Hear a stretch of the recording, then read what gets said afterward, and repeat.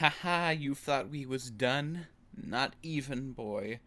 Like I said at the end of the last stream, we're doing more Noralities because people asked me to do that. People asked me to look at Noralities once again. So here we are, looking at more Noralities.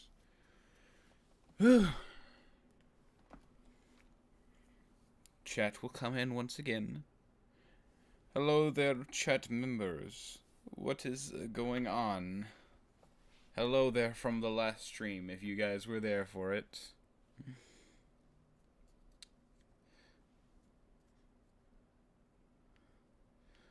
This video is doozy, let me tell you.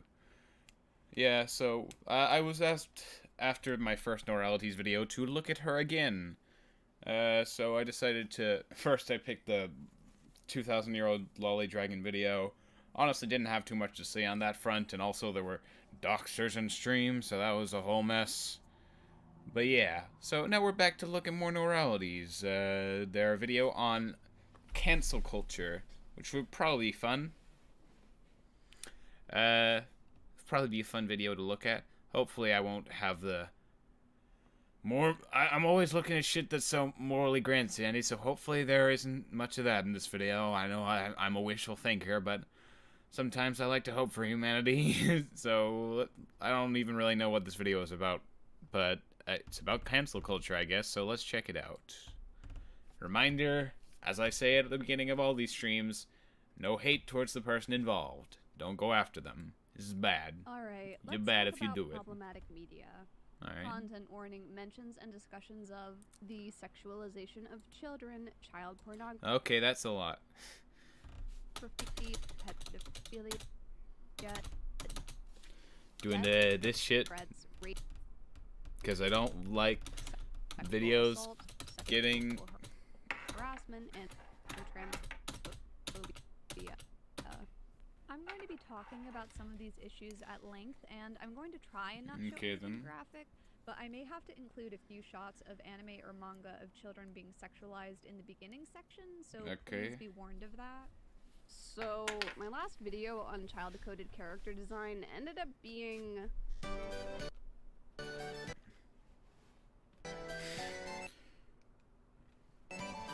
I hate these kinds of videos that always start with like, people hate the video. These comments with no likes are pure people who hate the video and have bad arguments. This is how everyone thinks. All of the arguments people have against my videos are bad. Great start so far. This isn't even from the... this is from the Isekai video.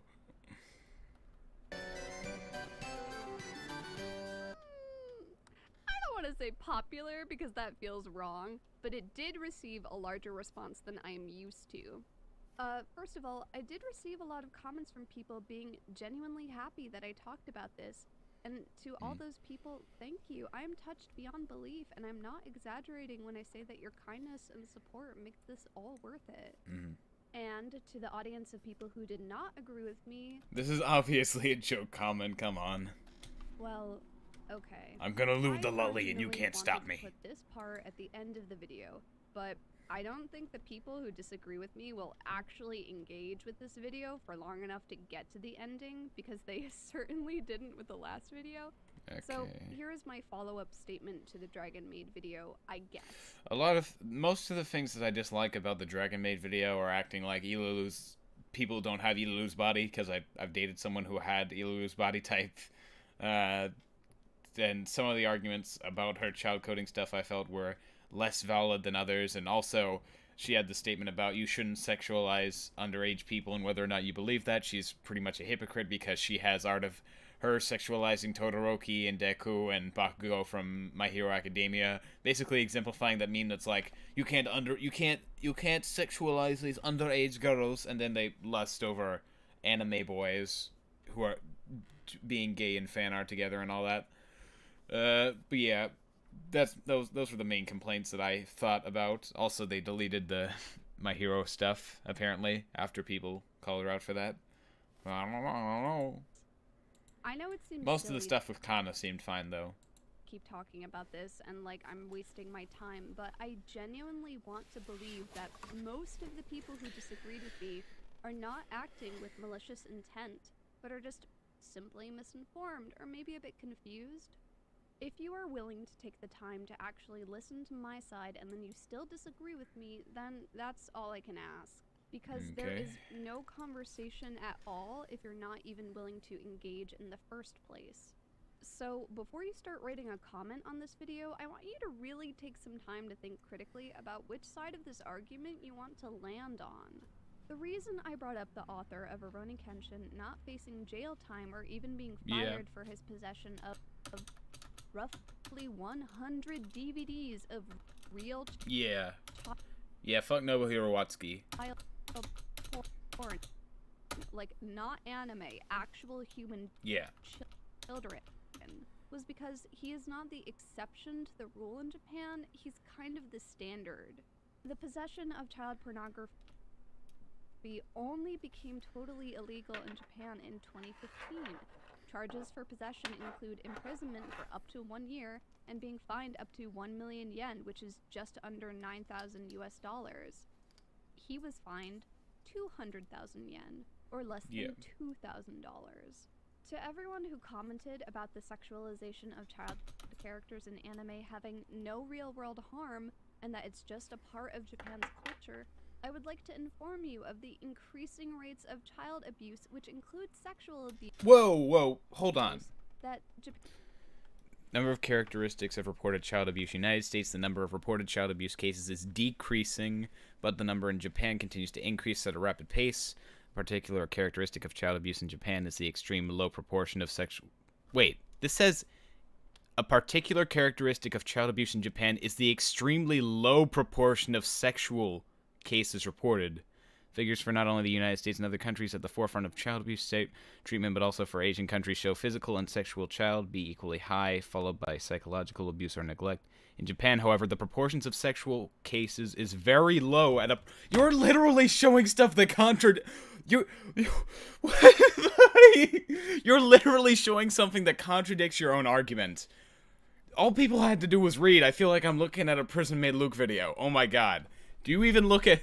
The proportion of cases reported by medical institutes is very low, another characteristic of child abuse in Japan. However, these characteristics do not necessarily indicate the nature of child abuse in Japan, so much as the problem of low social awareness of the need to protect children when sexual abuse is discovered. Nonetheless, clinically, there have been an increase in recognition of sexual abuse. The number of sexual abuse cases reported in Japan is therefore expected to rise sharply in the future. Okay. So, it's saying that there's a very low amount... But there's also going to be an increase because of, like, I guess awareness. But, like, this is very much cherry picking. Oh my god. Like, I've actually looked into Japan abuse statistics before, because I saw stuff relating to this video beforehand. And Japan is very low on the spectrum. Like, incredibly so. If you're saying that lolly leads to actual people committing that shit, no. Do not say that. No. No. Honestly, no. This kind of reminds me of saying, people who shoot up schools did it because of GTA. No, it's because people who were unstable played GTA, and they decided, this is okay to do in real life. Like, yeah. Why? Why this argument of all? Reaching record-breaking heights for the last 29 years in a row. I looked into the specific thing, and it has almost nothing with the sexual. And also it says so within the article that she shows. All while American child abuse rates have been on the decline. They're still higher than Japan's, though. Much higher, in fact. To everyone bringing up Japan's age of consent, sure. At 13, Japan's base age of consent is the lowest of any developed country. However, many prefectures also have local corruption of minors or obscenity statutes, which raise the de facto age of consent to 16 to 18. The effective age of consent in Tokyo by local statute is 18. And it's not like this is an issue that is set in stone either. It can be changed. In November Sure. 2020, students submitted a petition to raise the age of consent from 13 to 16, which received 40,000 signatures. Arguing that it's fine because it's not technically illegal in Japan should mean... Yeah, I wouldn't say that. Lolly is a very contentious topic that I very much have... it's a very straddly line, you know? Because it's not real or anything, but it's also, you know... Nothing to you. I can... But also, this person's argument of it actually causing shit, that's bad. And the evidence that they show, very cherry-picked and all that, that's shit. That's bad. Guarantee from my video analytics that at least 44% of you are from the United States. Like 100 people living in Japan clicked on my video, which is like 0.01%. They are not the people I am trying to talk to here. You cannot use cultural differences as a defense when part of that culture also ends up hurting people. Media does not exist in a vacuum, and portraying sexualized child characters in any media normalizes the sexualization of children to the audience. It's not normalizing it in real life. It's fiction. People should be able to know the difference between fiction and reality, even if it's weird shit like this. Weird, bad shit like this. Like, saying that this causes actual cases of doing shit to people, I find absurd. Why do you think so many of you can't even see... Especially with the cherry-picked evidence that they give to support it, which actually is contradicted by a lot of other sources. The problem is because anime has normalized it to you. And also, none of this matters anyway, because guess what I found out after making the Dragon Maid video? Wow. The author, Kyo Shinja, has drawn at least 5 comics of child porn. It looks like Opie Lolly. But yeah. Don't call it CP. Honestly, do not call it CP. Do not do that. Because that's undermining actual CP. Like, seriously, that's such a bad thing to do. Don't call it CP because you are undermining the actual real cases. Like, I'm not saying that it isn't bad. I'm not saying that it's not a bad look, honestly. It is. But still. So there is literally no point in defending this person. One of which is 194 pages in length. Do you know how long it takes to draw nearly 200 pages of anything? This is a theme in Dragon Maid for a reason. This isn't even a matter of possession. This guy is producing and distributing comics of child porn. Yeah, this is bad stuff. This is bad. And... But still, even if they have done bad shit, I still think the arguments for Ilalu being child-coded and all that are kind of bad. Because I've dated people with that body type. They actually exist. They're real. They go beyond drawing. But that doesn't undermine the bad shit that's been done. Also, still don't call it CP because it's not. It's still bad. Obviously. Very much so. But don't call it that. Ugh. Look, I know doujinshi or hentai of child porn aren't illegal in Japan. This guy has not done anything that I know of that could be met with legal action. And even in America, when it comes to... Also, she's showing it. So if it's that bad, why are you showing it? Just slightly censored. On child porn, it's a little messy, right? In 2005, in Richmond, Virginia, Dwight Worley was sentenced to 20 years in prison for his possession of child porn, including hentai, digital photos of real children, and graphic text-based emails. Among the arguments in his appeal was that cartoons are protected under the First Amendment because they do not depict real children. With the First Amendment? He also claimed the statute is Free speech says that I can look at cartoon porn. unconstitutional because text-only emails cannot be obscene. 2 judges rejected those arguments. A third agreed with Worley on those issues, but joined in the majority in affirming his convictions on the counts pertaining to the photographs.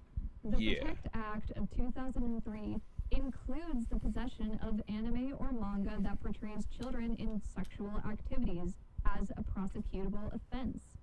The Supreme Court held that virtual child pornography was protected free speech, provided that the virtual depictions are not obscene. Obscenity, including obscene depictions of children, either virtual or real, is unprotected speech. I think this seems to be referring to real children. By either virtual or real, I think it means like photographs. I'm not sure. I haven't looked up on this case. Kobayashi's Dragon Maid has a And also, you showed shit. Just censored. story. It depicts and frames children in sexual situations, but it is not porn. It would not be classified as obscene. But because his doujins depict children having sex Bruh, you're showing all the... with adults, those would be considered obscene, and they would not be protected under free speech. Why are you showing... I'm not going to pretend I know what this guy's deal is. I don't know what's in his heart. But the mere sexual attraction to children is enough to be classified as a pedophile. It does not matter if they have actually engaged in a criminal act or not. I think it is important to note that as of 1968, pedophilia is listed in the APA as a mental disorder, which would make it not a choice but a diagnosis. However, Was this person? People who like lollies sexually, I don't...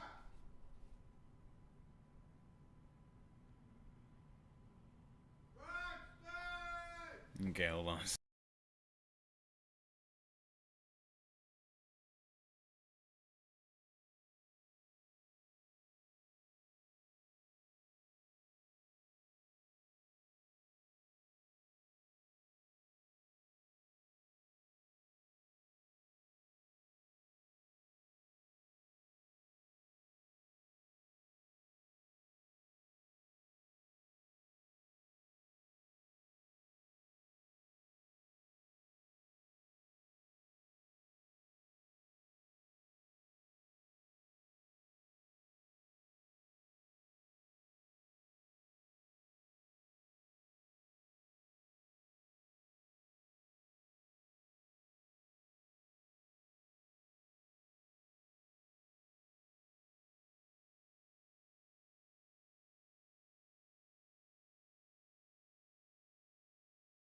Sorry about that. Let's get back to the video. I'm not sure how much faith.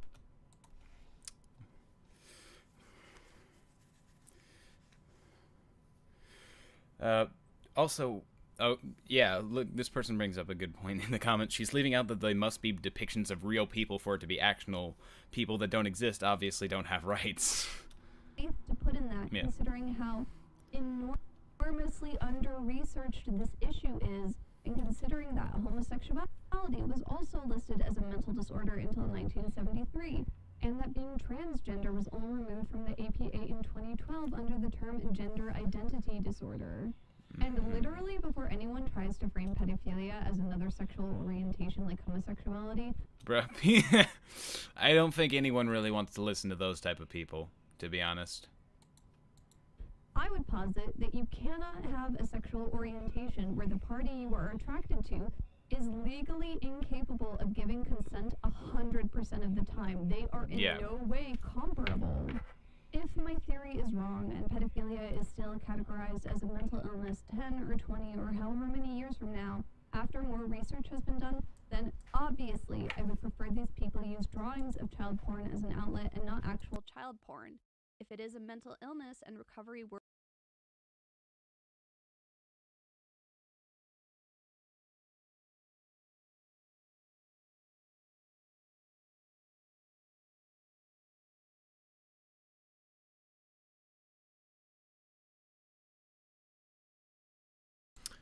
Sorry about that again. No more. Oh, fine, hold on.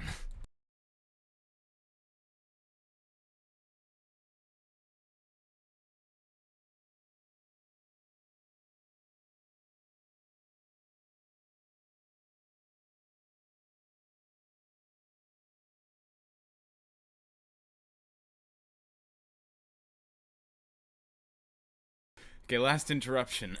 Sorry about that.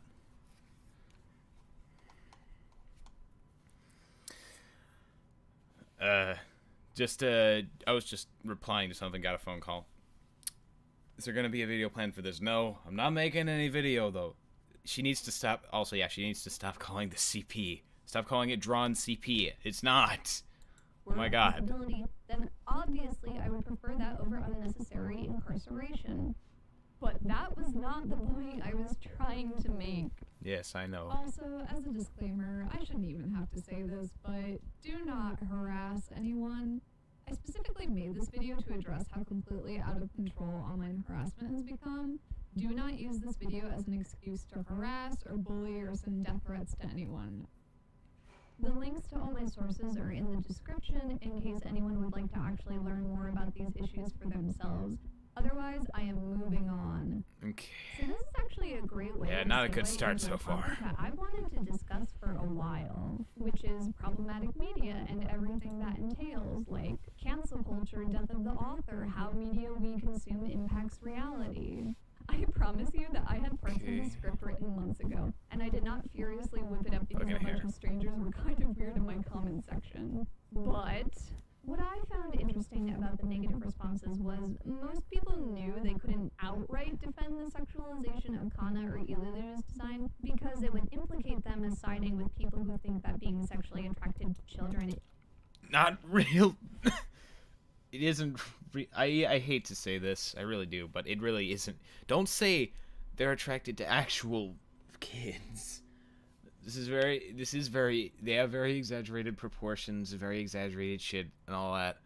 I don't think you should say they're attracted to actual children. is fine. Which No. some people still did Specifically do with that anyway, Ilulu, though, no. and those people can leave. Dude, the audio is being jacked up. Oh, sorry. Is there something wrong?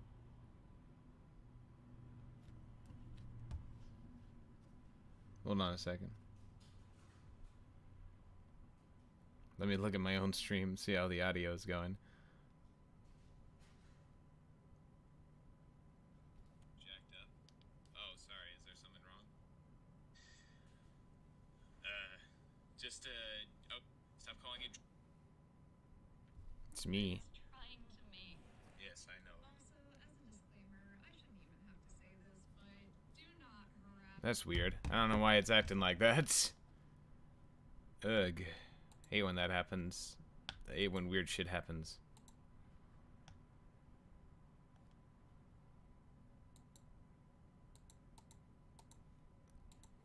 Did that just happen now?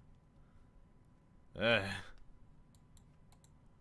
But most of them worded their grievances so that they weren't Tell me if it keeps directly going. addressing the actual points that I made, but framed it so that the problem was with me and my perceptions. The most common responses being some form of, it's just fiction, not reality, or if you don't like, don't watch.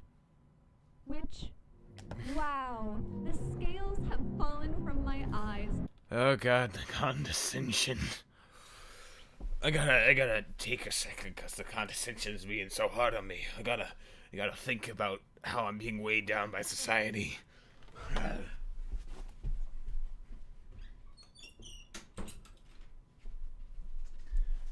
I actually just used that as an opportunity to close my door because I forgot to do that, but yeah. This tone. Truly, how could I have been so blind? I am a human being that is clearly unable to distinguish fiction from reality. How Oh no, the worst part is here. What's this? silly of me. If the audio is bad, it's most likely just the video. I wonder why The all audio these isn't very people were good. so upset at the minstrel shows and the depiction of blackface when it's just a drawing after all. Wait, hold on. What the? Hold on. How silly of me. I wonder why all those people were so upset at the minstrel shows and the depiction of blackface when it's just a drawing after all. Oh Art god. never has an impact on people, obviously. Like all those people upset at the Confederate flags and statues in America. What? They're just statues in fabric. It's not like their presence means anything. I mean, it's not like a drawn image can reinforce and perpetuate harmful ideologies to the people who see them, so much so that a government might even take action to ensure that depictions of those images have legal consequences. Oh, wait! The phrase. What the? Oh. What did I just watch? Is this reality?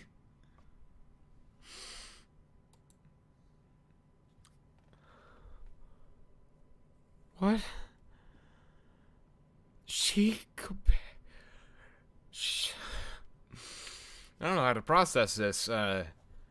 She compared lollies to blackface and the Confederate flag and representations of racism in America to back up that they think black people were bad, and the fucking Nazi symbol and Jewish Holocaust imagery that was used to make them look bad in a totalitarian dictatorship that was already acting in a way that was bad. What the fuck am I watching? Oh, God. My...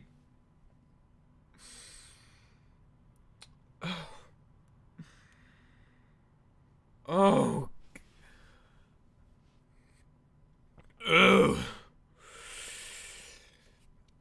We're not even at... Oh my God, we're only a fourth of the way through. Some of these comments are, I think, It's not gonna be meant to fun. a serious form of critique and are just supposed to put me on the defensive. But it is an absurd counter-argument because it completely Like, I get it. Lolly is bad. I don't think it's a good thing. But dear God. closes the door for any critical analysis of any media. Like, out of context, don't watch seems like a reasonable statement. For instance, I don't like superhero films. Nothing wrong with them, they just have oversaturated the market and I don't find them interesting. I don't like them, I don't watch them, and I don't spend days of my life critically breaking down their core themes or explaining to people why I don't like them, because why would I? However, the problem was not that I did not like Dragon Maid. The problem was that it perpetuated harmful imagery of sexualized children, which is harmful to children. Body pillow shit. The body pillows are actually, like, not official, I'm pretty sure. Liked The Promised Neverland, but its depictions of Sister Crone reinforced awful racist imagery of black people. Yeah, that's true. I mentioned before Sister Crone, and she's not a good look. Which is harmful to black people. The framing of "it's just fiction, not Reality at first seems so innocuous, asserting that whatever it's responding to as Oh my God. lacking common sense, unable to distinguish the difference between fiction and reality. But this is what you have to understand. Fiction does not equal reality. Yes. And media does affect reality. I get media affects reality, but dear God, if this is the route you're taking, comparing lollies to racism and other various actual shit like that, no. Unpack both of these statements, starting with fiction does not equal reality. Oh, I guess the audio was bad because, like, my headphones were, like, not fully plugged in or something. I think the urge to use "it's just fiction, not reality" as a defense has increased in popularity, honestly due to the recent and frankly outrageous examples of online fans openly harassing and doxing content creators.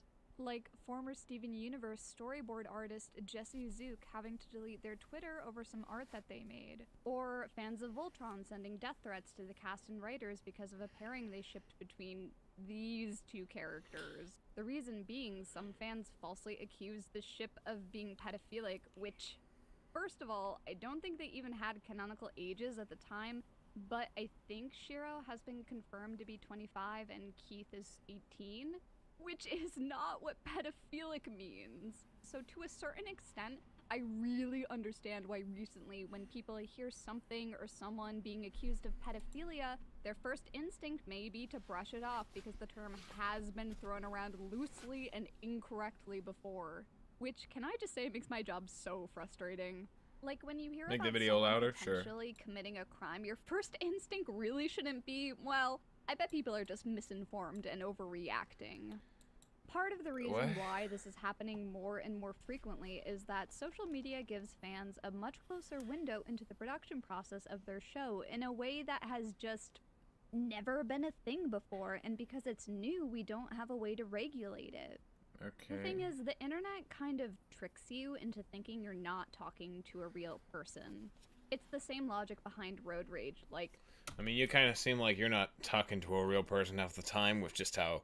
I don't think you would be this douchey if you were talking to this condescending attitude if you were talking to a real person. It seems like a real problem with your videos in particular is that you give this sort of just tone in general that sounds like you're above everyone else and you need to teach them your wisdom, which makes it seem like it's a bit harder for people to open up to what you're trying to say. most of you would never tell a stranger on the street to kill themselves because you would see their face crumple and there would be direct consequences for your actions that you would have to take immediate responsibility for. But the anonymity of being online takes the pressure of consequences off of the accusers. It's the mob mentality where you can point as many fingers as you want, all while knowing that you have complete safety in numbers. Yeah, I mean, sure. Recently, there's been a worrying trend where young people online have started to adopt this perception that Yeah, by the way, this is still very hypocritical with the Deku Todoroki art she's mentioned. And if a person likes X problematic thing, then they are automatically problematic in the same way, so it's okay to be mean to them. Which is obviously absurd, because that is not how human beings work. The ideology that we can only like media if it is perfect and completely unproblematic is impossible, because anything made by human hands is inherently biased and imperfect. Sure. Younger people already have a natural inclination to think in terms of black and white, good or bad, but they tend to grow out of it as their brains develop and start to realize that there are a lot of gray areas. People are not That's good true. or bad, they just do good or bad things. But there's a major flaw within that mentality because deep down, everybody believes that they're a good person. But you can be a good person that still does terrible things. Sure. Being a good person does not automatically excuse you from the critical examinations of your own actions and holding yourself accountable. Which is why these cases of online harassment are what I would describe as good people doing evil things because they believe it is right. But doxing, harassment, and death threats are never right or okay. Yep, I can agree You with can that. like a piece of media and dislike a certain aspect, like the design or the opinions of the creator, and still not harass them. It is just that easy. I can enjoy My Hero Academia and also dislike the way Horikoshi tends to sexualize his female cast. This is literally the comparison of not liking how MHA female cast is presented, liking how sexualized female men is presented. Not female men, what am I saying? Liking how sexualized the boys are. And critically talk about those issues and still not personally attack him. And also, I may have Honestly, as far as it goes, Horikoshi isn't the worst in that regard. understated this point last time because I kind of assumed it was common sense. But because some of you watching right now might be a little younger, This is and I really, don't that section is really just irony. know who needs to hear this right now. Watching a show does not make you a bad person, period. You can't let yourself feel bad about something that you had no way of knowing about. Full disclosure, part of the reason why I'm so passionate about this is because I went through this experience with Rurouni Kenshin. I loved the story as a kid. I thought its themes were fantastic. I must have watched it all the way through at least twice. And it wasn't until years later that the news about the author came out, and when I finally heard about it, I was upset and I felt gross for ever liking it in the first place. I mean, you can still, like I've said in the last stream, you can still like the media without liking the author at all. Like, the themes and such of Rurouni Kenshin don't have to do with anything with the mangaka. You can still hate the mangaka and not support the work or whatever, just, like, read it with sites that are not the most legal, but, you know, much better ethically. You don't need to give money to the person. You can still like the original product without that. I think, at least. I knew that if I bought DVDs of his work or manga, that I had accidentally given him money that he might have used to purchase child porn. And that feeling was very hard to reconcile with. But eventually I did, because I can't hold myself accountable for information that I don't know. Knowing Sure. about it now and changing my actions in the aftermath is what is important. I understand why "it's just fiction, not reality" is used to try and douse the fires of people getting upset and ruining people's lives over something that effectively matters very little. Are we not going to bring up what you've done, though? You haven't addressed it at all, from what I know. And also, you deleted it, so... Whether your ship becomes canon or not is not worth ruining someone's life over. Yep. But this is not the end of the conversation, and there are instances where it is worth examining problematic media, calling attention to the problems to the creator, and in some cases discontinuing your support for it, because Sure. media does not exist in a vacuum and it affects reality. Lately, when people have this discussion about how fiction isn't reality, they always seem to neglect to mention the follow-up, which is fiction does actually affect reality. Which, To an extent, yes. this Depending is on the not my person. opinion, this is a fact. One of the most notorious examples Oh my god, stop bringing up racist stuff. Don't... A Birth of a Nation? Really? is the 1915 silent film Birth of a Nation. Some of you might be familiar with it because it single-handedly inspired the rebirth and resurgence of the KKK only a month after its release. Yeah. That's different. So... We were already living in a very racially divided time at that point. So that just sort of fanned the flames that were already there. It's not like we live in a society that thinks sexualizing actual children is okay. Or it's not like... We don't live in that kind of society. We're not... This is such a different situation from one another. And you might ask yourself, how did this happen? In the film, there is a black character played by a white... This is called propaganda. white man in blackface, and he pursues a white woman who is running from him because of his stated desire to get married. Under the presumed threat of sexual assault, she chooses to kill herself instead, and when the Klan learns about this, they lynch him. The framing of the film weaponized white women's sexual autonomy as something that was being threatened by sexually aggressive black men, and that white women were something that needed to be protected. You're using at all propaganda costs by films. white men. It framed the Klan as heroic Proud Boys who were upholding white American justice by protecting their women. And that... Honestly, this doesn't actually, like, it doesn't turn more people racist. It's just that it made people who are already racist affirm in their racism. Because it's propaganda that helps people who are saying that, who are actually racist. It makes them think, hey guys, look, I was right. I was right the entire time. It doesn't make more people racist. It just brings people who are already racist to be more racist. message resonated with a certain group of people.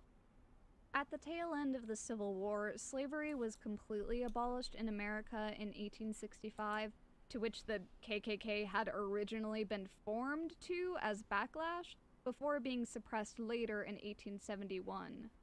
This was the first movie played in the White House, and it glorified the Ku Klux Klan by painting them as heroes, and now we still have to deal with the KKK being a thing up until 1940. Wait, so is she saying that because of the thing, that's why the KKK is still around? I don't think one piece of media could be that influential to the point that it's still around now. But still, again, it's propaganda. 44, and also literally now. Thanks! I hate it! If I tried to list every example of media that has had a traceable effect on reality, then I would literally be here all day. I could talk about Bambi causing deer hunting rates in the US to drop by half. The movie Fight Club being the impetus for New York's underground fighting circuit. But Fight Club wasn't glamorized? George Orwell's works giving us a term to describe a very specific type of dystopia in a single word, Orwellian. Science fiction often has influence on actual scientific innovation and technology. Life imitates art. Sure. Because art affects humans. Yes. And it's silly to say that it doesn't. When someone starts crying or laughing during an emotional part of a movie, informing them that the situation is not real is meaningless because their feelings are real.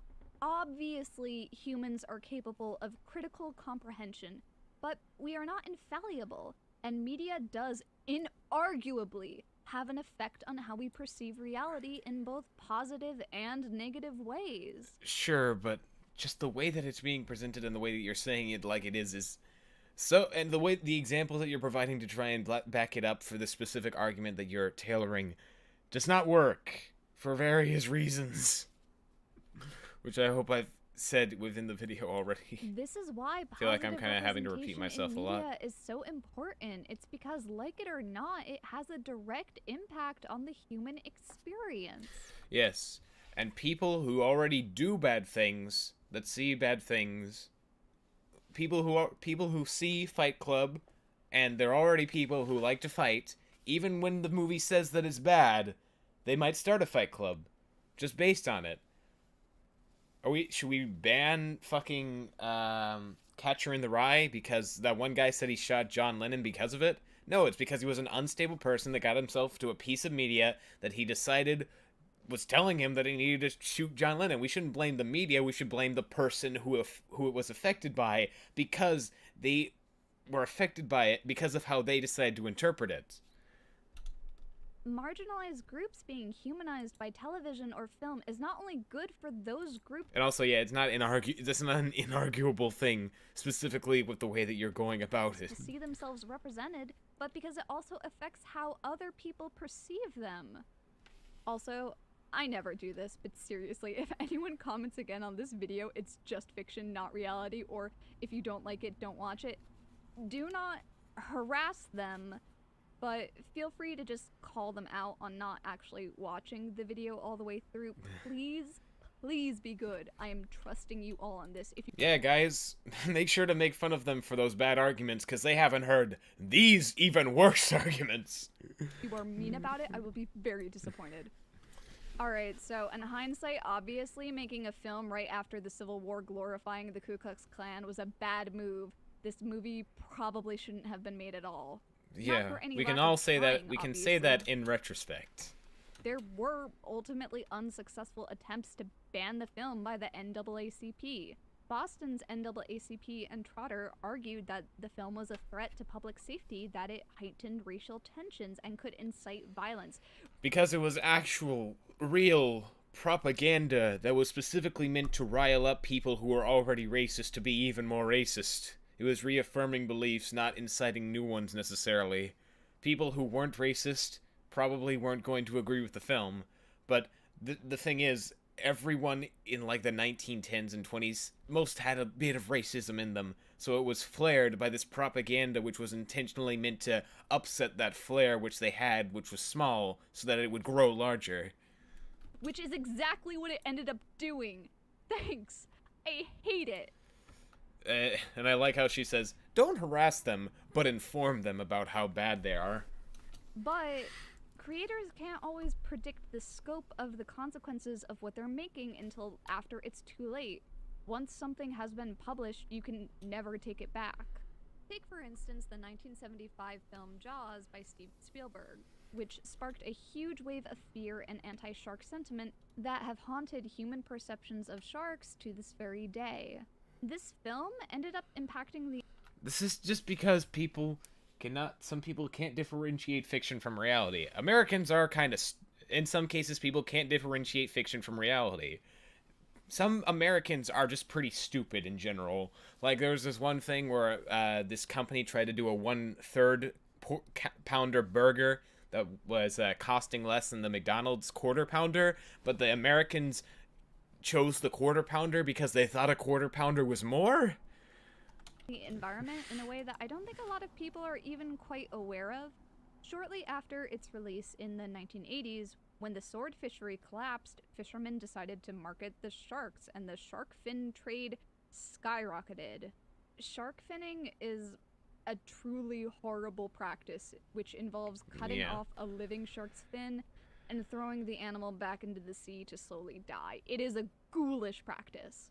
Even though sharks are incredibly important to our ecosystem and you're more likely to be killed by a vending machine than a shark, this film undoubtedly warped many people's perceptions of sharks into monstrous killing machines. Well, a lot of people already thought that before. It just inflared the people who already thought that to think more badly.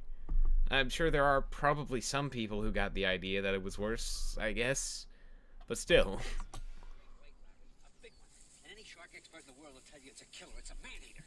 Just saying. Just to say, I am not an expert. These are just my opinions that I'm stating based on my own knowledge. All this machine does is swim and eat. But what I find fascinating is not just the audience response to this film, but the author's response to his new legacy. Peter Benchley, the author of the 1974 novel the film is based on, said, "Knowing what I know now, I could never write that book today, because sharks don't target human beings and they certainly don't hold grudges." I mean, this is kind of like saying, "Oh, I shouldn't have written that movie about leprechauns, like the horror movie Leprechaun. Let's just say that leprechauns are a real type of thing. I shouldn't have written that movie about leprechauns because I depicted them as evil." Like, people should be able to differentiate that type of thing. Of course, sharks don't hold fucking grudges or target people on an average basis. That should be obvious. That should at least be obvious. It's a horror. It's a thriller horror type movie with a large, massive shark. Benchley was horrified by the anti-shark backlash, and especially by the surge of shark finning, and committed himself to the shark conservation movement until his death in 2006. So is that true? You feel like you couldn't write that novel now, Jaws, knowing what you know? No, got to remember how long ago that was. There was no Earth Day when I was writing that book. There was no environmental consciousness at all. We assumed the oceans were forever. They were invulnerable to man. That nobody could do anything to really hurt the ocean. Wasn't there a ton of animal advocating that happened afterwards, though? I remember Discovery and Animal Planet making shark shows to dispel myths and disinfo. Yeah, there are still definitely going to be people that misinterpret it, obviously. But I'm just saying, like, saying that that's going to be the main determining factor in why people dislike sharks kind of seems odd when it's a horror, thriller, fictional movie that specifically shows bad things. To, like, specifically shows the bad to be able to get a compelling story.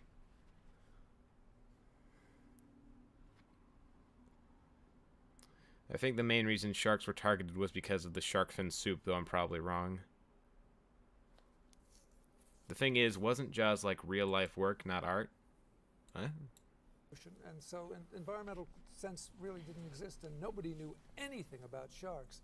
Now, we still don't know a great deal, but what we do know, I couldn't demonize the animal.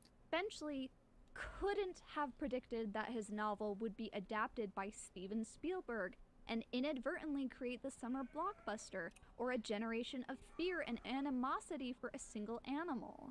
But he did change his actions in the aftermath, and that is so important. When authors create a story, you have to be conscious of what you are putting out into the world, because unintentional or not, you may end up changing or affirming people's opinion. Okay, but the difference between Jaws and fucking Rise of a Nation, or Birth of a Nation, is that Birth of a Nation is an actual propaganda film, and Jaws is a horror thriller, obviously fiction movie, that's not trying to push the agenda that sharks are terrible. Like, there's a big difference between them. On reality. No one is going to be I think we just need to be, like, really careful about what media we're talking about specifically in this kind of argument. Did Moby Dick make people afraid of whales, lol? I don't know. That could be an argument that she makes. Exactly. Every reasonable person knows pedophilia is wrong. Nobody thinks pedophilia is right. MHA isn't gonna make a normal person a pedophile. No, it's not. Obviously, but this is why it's so important to do research to avoid falling into certain negative tropes or pitfalls. But it's the authorial response to falling into these pitfalls that I think is so important, especially when it comes to how we view and decide to use cancel culture. Because even with the best of intentions, writers are not perfect, and sometimes they will make mistakes, not out of deliberate malicious intent, but just ignorance. Sure. But I feel like you shouldn't put the blame on the author of Jaws for if they did actually directly contribute to people disliking sharks rising. Like, that's not their fault. That's not the message that they tried to convey. That's not what was conveyed in the film. In fact, it shows how bad a lot of human people are within the story of Jaws, I'm pretty sure. But yeah. In the Adventure Zone, which if people misinterpret your work, then it's not the person who wrote its fault. Is a Dungeons and Dragons podcast by the McElroy brothers and their dad, which I personally love. In one of the early arcs, the dungeon master, Griffin McElroy, accidentally stumbled into the bury your gays trope, wherein one of his queer non-playable characters' story unfortunately ended in tragedy. And when people online told him about how that's kind of a loaded, shitty trope, he literally changed it and made efforts to not let that happen again. And he did, which he couldn't have done if he had been canceled over it. But I don't think that was really worthy of canceling, though.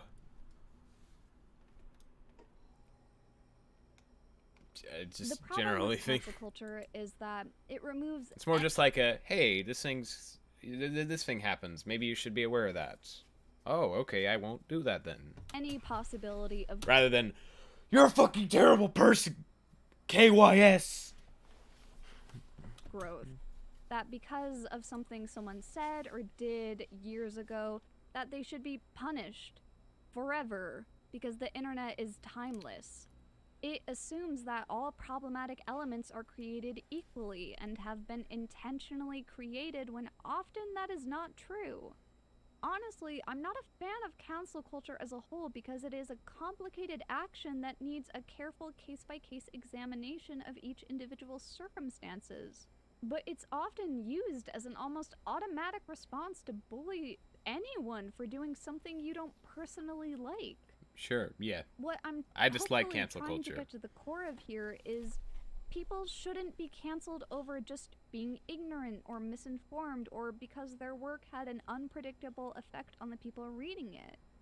In Griffin McElroy and in Peter Benchley's case, their actions were unintentional and they made efforts to undo the damage they had done.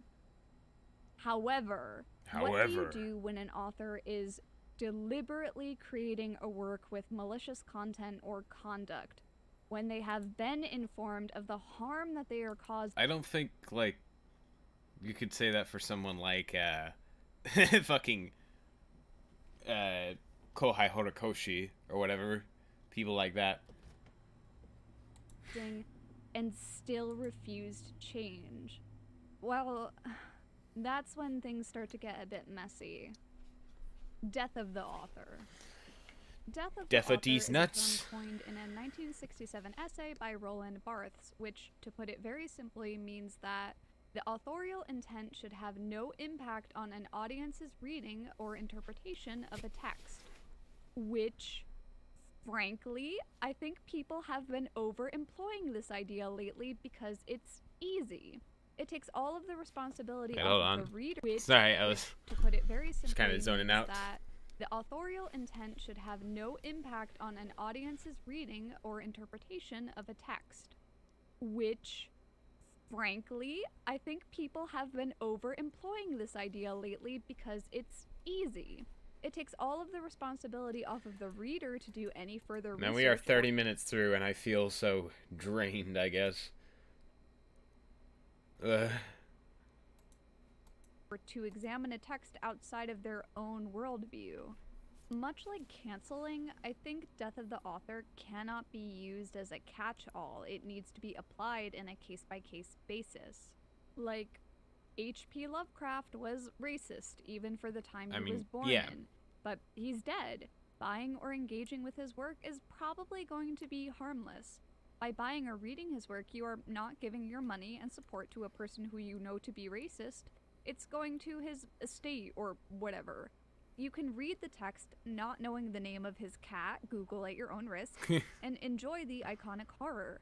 But you may still end up surprised when confronted by racially loaded aspects that are in the text. And I guess if I'm talking about death of the author, then I also have to mention J.K. Rowling, which I know, I am also sick of hearing and talking about this. I promise I will keep it quick. J.K. Rowling? If you just examine the text of Harry Potter, you're not going to find anything really offensive in there. In hindsight, there are some interesting things worth noting. Like the stairs to the Gryffindor girls' dorm forcibly denying entry to any biological male students, which... would that exclude trans women and non-binary folks? If it, I mean, that's kind of like... I think that's kind of looking for something that isn't really trying to be there necessarily. it's only going by biological gender, and there is no non-gendered word for magical person, only the binary witch or wizard. Knowing nothing of J.K. Rowling's personal opinions, you could probably enjoy Harry Potter guilt-free. However, you would have had to have been living under a rock to have not have heard about her recent transphobic tweets that started as late back as December in 2019 and then culminated in a string of her doubling down in June of 2020. Because that was what we needed in June of 2020. A millionaire author telling trans people that she would be on their side if they were being discriminated against. What do you mean, if? You are literally discriminating against them right now on the basis of them being trans. I'm not going to unpack everything she said. That's not what this video is about. If you want to know more, Lindsay Ellis and ContraPoints have both made excellent videos about this already. Okay. J.K. Rowling being a TERF, a trans exclusionary radical feminist, and using her platform of millions of people to demonize trans women. By doing this, by spewing hate speech towards trans people under the thinly veiled guise of scientific evidence and feminism, she is putting a marginalized group who are already in a vulnerable position more at risk. Statistically, trans women were already more likely to be victims of assault because of transphobia. And J.K. Rowling's tweets are normalizing and excusing that behavior to millions of people. Apparently people in comments are saying something about this. I don't really know too much about the J.K. Rowling situation. Just stop. Beep beep, J.K. is rolling down a hill. Didn't she say Dumbledore was gay? So, hehe. What? J.K. has stupid opinions in the past, but come on. Then why go over it? BreadTube isn't a normal bunch. At this point, no one cares about J.K. lol. Between 2019 and 2020, anti-trans hate crimes have increased 16% according to the UK's Home Office. Okay. This surge can be attributed to an increase in reporting, but it is also influenced by the increasing hostility in UK-wide media towards trans identity and communities. And knowing all of this, I cannot support her. To be clear, I am not going to harass her. I'm not sure JK is, like, directly responsible for, like, actual harm towards trans people. Like, sure, from what I know, she said some bad things, but I don't think we should put the blame for actual, like, transphobic attacks specifically onto her as one of the main reasons. Just not going to engage. Just, like, saying things that people can perceive as badly transphobic, I don't know specifically. If she did not actually, like, say people should harm them or they should be treated badly or something like that or whatever, I'm not sure we should really place that kind of guilt or blame or whatever on them. Engage with anything she makes. And I'm not going to spend money on her work because one of the charities she supports could be anti-trans, and I don't want to even indirectly contribute to harming trans people. I loved Harry Potter as a child, but I'm not a child anymore. and I care more about trans rights than I do about a book about wizards.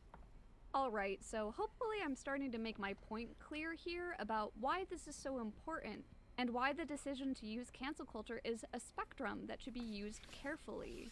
If you think about it as a line chart, then... Yeah, I'm very conflicted with this whole video in general. A lot of it seems just very bad, and also some of it seems to actually have a point, but other stuff, like, it feels very muddied as a whole, so it's hard to agree with anything she says.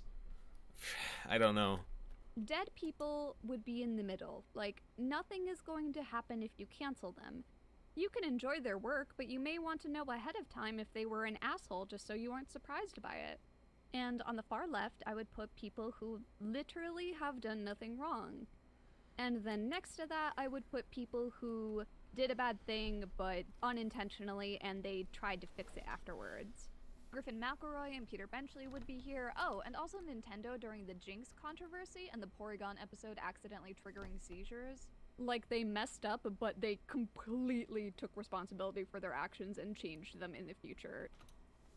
Wait, what's even really wrong with this? I'm not sure. I'm not sure what's wrong with the left. I don't know. To try and repair the damage as best Okay, now I can kind of see. Yeah. as they could. And then we get to the midpoint where this person was kind of a dickhead, but he's dead, so it doesn't matter. Like, you gotta use your own personal judgment for these. Like, is canceling them even worth it? Will it accomplish anything? Is the book that they wrote still perpetuating harmful ideologies? I don't know. Then finally, on the right side, we get to a person did or said a bad thing a long time ago. Again, you have to consider the context of when the statement or action was made. If it was brought to light, did they apologize sincerely? Are they in a position of power? Because maybe they shouldn't be. And then... So wait, hold on. Noralities, are we going to be talking about... Are you going to be doing this for your stuff? Because you disagree with it so vehemently? The sexualization of people under the age of 18? And you did that for characters? So are you going to be talking about that? Next to that, I would put people who are promoting hate speech or donating money to hate groups. People like J.K. Rowling and Orson Scott Card actively being transphobic and homophobic are hurting the LGBT community, and they shouldn't be supported. And then all the way on the right, where this person absolutely should be canceled, is people who do a actual crime. Like the author of Rurouni Kenshin possessing 100 DVDs of child Yeah, we know. We got it. or Tatsuya Matsuki, the Yeah. writer of the manga Act Age, groping a middle schooler. Alright, so I don't know how much clearer I have to be about my opinion on this issue when an author you like does a crime, and I mean like a crime that hurts people, not something like shoplifting or embezzlement or whatever. You should withdraw your support from them because, like it or not, if you don't, you are supporting the behavior that crimes are okay if that person is famous enough. You may have heard of But, I mean, you specifically brought up J.K. Rowling. And I mean, J.K. Rowling's been transphobic, sure, but they haven't committed any crimes. So I don't know. I think that comes down to, I guess, personal conviction, right? Like personal conviction of how strongly you feel the topic to the point that you think some action should or shouldn't be taken. version of silence is a form of approval used in reference to social reform. Yeah, I don't agree with silence as a form of approval. Like, I don't agree with that personally. There's a version attributed to Plato. There's a version commonly incorrectly attributed to Abraham Lincoln, but is actually by Ella Wheeler Wilcox, an American author and poet. To sin by silence when we should protest makes cowards of men. But my favorite is by Martin Luther King Jr. from his speech on the war in Vietnam. A time comes when silence is betrayal. I cannot, under any circumstances, understand how people still try to separate the art from the artist in circumstances like Nobuhiro Watsuki, the author of Rurouni Kenshin, after knowing what he's done. Why would you still want to read anything this guy made after knowing that? Why would his story be more important to you than his consumption of media of children being sexual? I think of it mostly in terms of like, if the story already has like significance to you, and you want to still love the story, completely separated from the artist, not liking it, not liking the artist in any way, or or not supporting them in any way, but just completely disconnecting the story from it, that's already been finished a long, long time ago. Sexually abused. Please try to conduct yourself with a little bit more empathy. How to move forward. It's just fiction, not reality, is comforting. It is easy to think that there is no harm being caused by the media you are consuming because to you personally, it may not feel like there is any harm done. Anecdotal evidence like you watched a murder mystery and did in fact not murder anyone misses the point, because the problem is not the individual impact, it is the collective. Most people who watched Birth of a Nation were not impacted, but some of them were, enough to cause the resurgence of the KKK. I think that to a lot of anime fans, this is a very uncomfortable reality, which is what makes it hard to accept. Nobody wants to believe that a show they are watching ended up contributing to the normalization of child abuse or general sexism, because if they are an American, they did not see it affect them. And unless they are willing to do research and look further into it, they won't see how it's impacting Japan either. But I've looked into how it's impacting Japan, and it's not nearly to the extent of which she is saying, based on... It's easy enough for some guy to dismiss my argument by making a comment about how Japan has one of the lowest accounts of rape, so the repeated fetishy depictions of assault in super popular anime like Goblin Slayer or Sword Art Online is totally fine.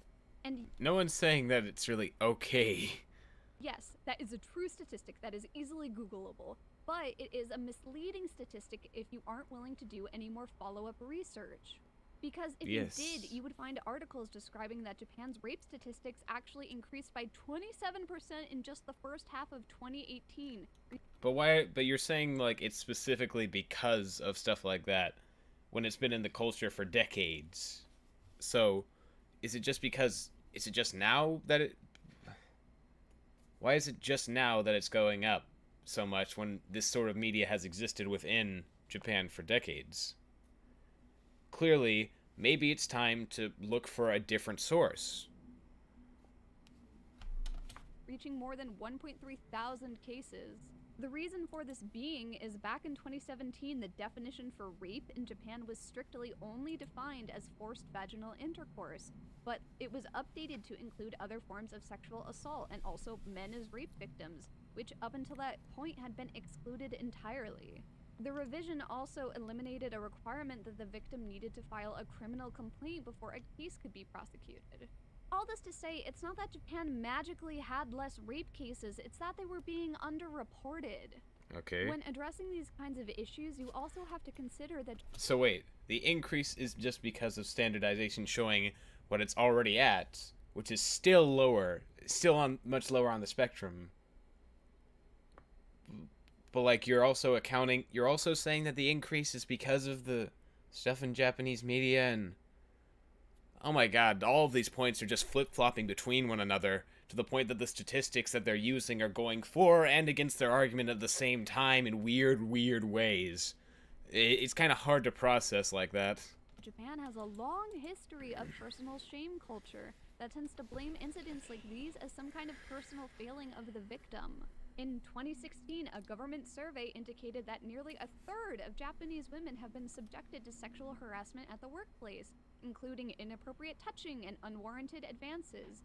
Nearly Here you are, watching your favorite anime, and suddenly there's a rape scene. You didn't ask for this, you didn't choose this, but here it is, and it's treated no different to consensual sex. Yeah, that's kind of what it feels like, because like in Goblin Slayer and SAO, while they're not really good shows, the depiction isn't saying that it's a good thing. not make any complaint about the harassment, either formal or informal, and approximately 1 in 10 who did complain were penalized for having done so, including suffering demotion. And again, I am not talking about this because I think America is some bastion of moral integrity, or because I want to shut down this one commenter, but I am just so tired of people desperately trying to make arguments about things that they know nothing about, and I am too, to an extent. I'm feeling so. Oh god, it's so hard talking about this video. There are things that I agree within it. But there are so many points to which it just flip-flops so hard and changes things and uses bad examples and all of this to the point that it makes it difficult. And I almost feel like the bad guy or something for reacting the way that I do, because I'm not trying to like invalidate an opinion or whatever, but something about all of this just irks me so badly. And some of these examples and usage and arguments, some of these are just so it works so bad for the overall aren't even willing points. to do any more research into it or even change their viewpoint when confronted with new evidence. I feel like truth coming out of her well to shame mankind. Because these are such uncomfortable topics, no one really wants to talk about it, let alone listen. And especially not on a platform like YouTube, which has historically pushed women out of the creative space for, voicing their opinions. The horror. Many people just use anime as an escape from reality, and they aren't thinking critically about the deeper ramifications of the media they are consuming. They just want to see someone get punched in all its beautiful animated glory. And if that's the case, just use piracy, please. If you really want to separate the art from the artist, just don't give them your money at That's what I least. say. That's what I'd say. Also, to touch one last time on Dragon Maid, and then I never want to think about this again. I know the animation industry is hell, and I know KyoAni is still recovering from the damage caused by the arson attack, and if you want to support the anime production team, because in truth, the content of what they are adapting is not their fault, and the only way to do that right now is to watch Dragon Maid S, then sure, yes, absolutely do that if that's what you think is right. Life is complicated, and there is no one right way to live it. We just have to do the best we can with what we have. Since media does have an effect on reality, and the things that an author says or does can create real harm in the world, then as consumers, how are we supposed to engage with media? If we cannot blindly enjoy everything, must we cancel everything? No. What? No. What? At what point did I ever even, how would you reach that conclusion? The thing is, in life, you're gonna come across a lot of shit you don't like, and you're gonna have to make compromises. Unless you're a white cis het man, like I mentioned in my isekai video, you Sorry if I'm not really commenting as much at this ending section. Don't really know what to say. to compromise to enjoy the majority of media you interact with. At best, you'll be underrepresented, or worse, represented in a way that drives you fucking nuts. There are things that really bother me in Hero Academia. I don't like that Mineta is basically a walking plot device to create fan service of the girls. But Mineta is constantly brought down in the story and said to be a pervert and bad when he does that shit. He's specifically penalized for being a pervert. It's not shown as like a good thing in any way whatsoever. I don't like that the default for female heroes tends to be sexy, and I don't like that the girls never get as much limelight as the boys. But I know this show was made for teenage boys, and the pros generally outweigh the cons for me. I know myself, and I know I can engage with media. I mean, I would say there's not quite, but there's actually about as much sexualization to boys as girls if you take into account all the shirtless, breathing muscles and shit all over the place. Critically, and I know that I'm not going to accidentally start objectifying women after watching Hero Academia, which is why at the end of the day, I cannot tell you what is good or bad. You gotta use your own judgment. Okay. With something like Studio Trigger's work or JoJo's Bizarre Adventure, my expectations going That's not JoJo's Bizarre Adventure. in have to be a little bit different because of the kind of off-the-wall storytelling they encompass. I can't hold Araki's work from 1987 to the same standard as the 2000s or even now because the landscape they were made in is completely different. Problematic is a vague word that is used very broadly. We have words for Yeah. being openly racist or sexist or transphobic, but referring to any of these things as merely problematic is kind of like referring to a dumpster fire as, ooh, that's a little bit toasty. If something is problematic, it means that there's a problem. It may be a small problem Sure. you're willing to overlook, or it may not even be. Yeah, when we're talking about JoJo and Kill la Kill, they sexualize everything, especially the boys. In JoJo, ooh, they're manly men. They're very manly men to the point that people could consider it sexualized. Obvious until you examine the context around it. Or personally, it may not even bother you at all. But you should still know that it's there. And if someone tells you a thing is a problem, maybe don't shut them down immediately, and also do your ding-dang research. Canceling someone sounds so final and terrible, I think in part because some people do use canceling as an excuse for online harassment, which do not do that. Cannot understate that enough. I do not care what they did. Never send anyone death threats. But really, if you're wondering Yep. if you should Don't cancel send someone, death threats. all you have That's to very do true. is just not engage with their work in a way that monetarily supports them. I loved Rurouni Kenshin as a child, and I loved Harry Potter, but I can't love them anymore, and Okay. that's fine. I would ask yourself, what really do you lose by choosing not to engage with a piece of media? In the end, after all, it's just fiction, not reality. You've lost one story that you will no longer finish.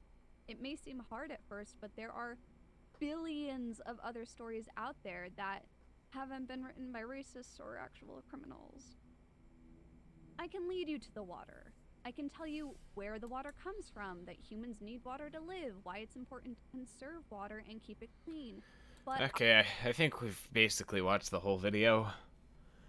I don't think I can finish the last 2 minutes. Unless there's like some big revelation at the very end. It's very hard to talk about this video because it's such a weird spot that we're at. Like there was so much packed in, and my brain is overwhelmed, and I can't like make a full conclusionary statement because there was just so much to think about. On oh god. Oh god. We are done. This is the end. Hopefully you enjoyed me looking at this video for both good and bad reasons. Her video about ReZero made me rewatch the show in episode 15 broke me Lamau. I don't care how she even made that video and thought it was good. Oh god, not my 3 GB folder. If she doesn't like them anymore, then she says more about her than it does to the people she's criticizing. Let's just look at a few more chat things. How does this come back to Lolly, though? The people who made this aren't criminals. Well, if she can't find some good modern media, then I'll listen, and I mean actually good modern media. I need a nap after this. I also do. Hey, just stop. You may have missed a donation. Oh, right. I should check out donations. Okay, let's see here. What donations we got? AA PLN $9. Y, and then they did it again. Let's hit R. Blue Bolt Gaming $2. E. Mr. Apple $5. Hello, here's a super chat. What's your favorite fruit? Strawberries. Yeah. Now that was a nightmare to get through. I can't imagine if she watches Narutaru test tube scene, even though I never watched the show and I don't want to. And don't forget she is a hypocrite. She draws the MH18. She's gay. Oi Josuke, apparently we count as CP now. Isn't that wacky? I agree this video was a flip-flop. Watch Natalie X Hunter's video. I don't know what that is. Thanks for the stream, as always. Thank you. Yeah, you're welcome. I like to see a video with more concise thoughts and Noralities under misinformation. I'm doing this in live stream. These are not concise thoughts. I hadn't watched this whole video till now, and my thoughts are not completely concise yet. Watching Noralities video physically hurt my brain. Too much information too quickly, plus it deviates from the central topic of anime lollies way too much at points. Okay. Well, this is the last stream that I'm doing. I'm going to actually go away for now. and work on other stuff, and also rest, because I just released a 5.5-hour long video. Thank you all for coming by. See you in the next video. Peace. This will be re-uploaded to the second channel like